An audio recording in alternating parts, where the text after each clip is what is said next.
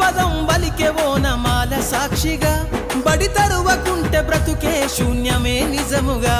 దిక్సూచి లేని నావలాగా సాగును బాల్యం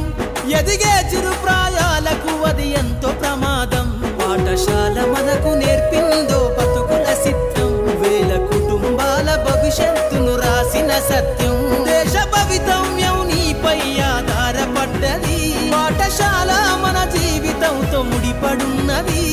ఎదిగే తరం ఏదని బడి వెతికనే మరి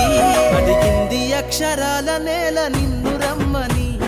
జ్ఞాపకాల బడిలో నిన్ను చదువుకొమ్మని